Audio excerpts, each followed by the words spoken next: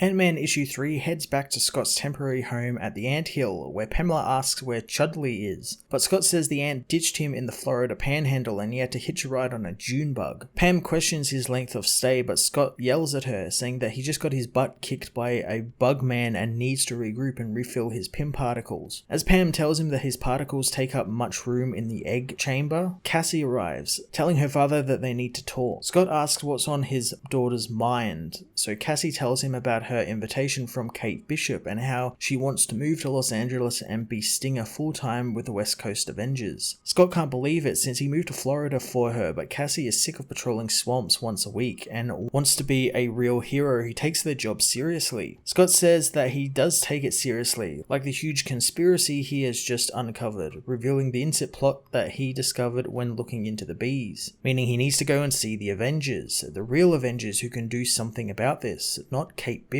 Scott tells Cassie that she's coming with him to see the Avengers since she doesn't seem to think that he's respected in that community. Elsewhere in the Everglades, an infected bug finds Macrothranx, who knows it to be a message from the World Hive. The villain grabs the bee and smashes it up to retrieve the smell messages inside. He finds out that the Yellow Bug Lords are not pleased he revealed himself to the humans and that Husk was damaged and his old body was left behind, meaning that he will lead them to them. They tell him to go to the Husk place and stop the humans from finding them. The others ask Macrothranx if the Lords are angered and if they have their orders, but the villain says he has his own orders for them. At Miami International Airport, Scott tries to call Tony with his emergency situation, but Tony demands Scott call him Iron Man. Scott tells him that the world is in danger and he needs the Avengers database, wanting a Quinjet or something to pick them up real quick. He reveals that he is with Cassie as well and he needs to show her that he's still in with the big leagues. Tony lectures Scott about how to be a proper parent, and as Scott is told to move physically closer to Cassie, they are teleported away to Avengers Mountain, where they find the team eating dinner. Scott and Cassie wait for the Avengers to finish and later shows the team Macrothranx. Tony begins work on Scott's helmet, fixing it so he can upgrade the helmet's algorithms and frequency output so it doesn't overload again, and even boost the signals so he can communicate with bigger bugs. Scott says that he will be there to help in any way, and T'Challa laughs,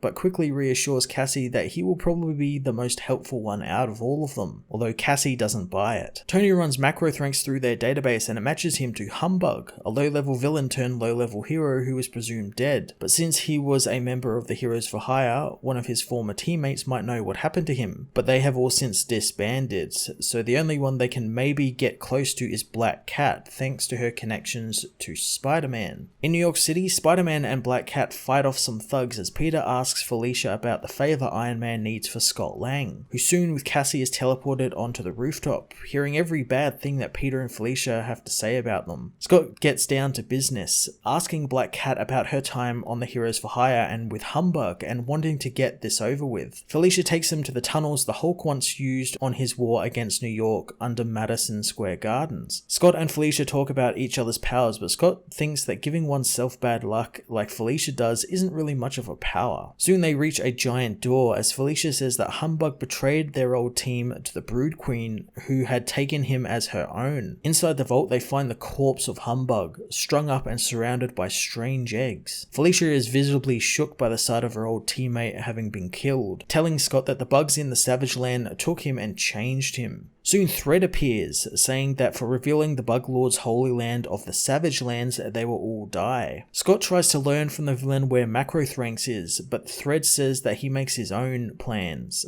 to kill the humans. Thread attacks the heroes who scatter around the chamber, but Cassie becomes trapped by Thread's silkworm webs. Thanks to her lack of useful powers, Black Cat soon becomes trapped as well, and Scott tries to get through the silkworms that make up Thread, but to no avail. Spider-Man manages to free Black Cat, saying that talking to bugs isn't actual strategy and won't be helping them here. Felicia says that he might not be doing great, but Ant-Man is doing what he can and she's on his side this time. Scott is soon grabbed by Thread, still trying to get through to the worms that make up the villain, who find Scott trying to get through to the silkworms insulting, intending on killing him for that. Sick of being stuck and having to watch her father possibly die, Cassie activates the special weapon Iron Man put in her and her father's helmets, screaming at the top of her lungs for the villain to stop, and using a frequency to rip Thread apart, scattering the silkworms. Black Cat frees Ant-Man as Cassie knows that they are going to the Savage Lands, as Peter is more concerned with all of the touching Felicia is doing to Scott. Scott tells the others that her and Cassie can handle this from here, and Spider-Man and Black Cat take off. Cassie is glad her father brought her along with him, reassuring him she's being serious, but Scott doesn't understand how, since he knew every hero they've met with recently has seen him as a joke, and he even got trapped by Thread. Cassie tells him that Spider-Man was jealous of him this whole team up, and it was because Black Cat was laughing at his jokes and obviously liked him, which drove Peter crazy, which in Cassie's eyes is very cool. Scott is happy with the win afforded to him and tells Cassie that they will be going to the Savage Lands, but first they need to learn why the Savage Lands was such a hot topic for Thread. Why wasn't Macrothranx there either to deal with them personally? Back at the anthill, Scott calls home. Pamela and the other ants attack huge wasps that invade their hill on orders from Macrothranx,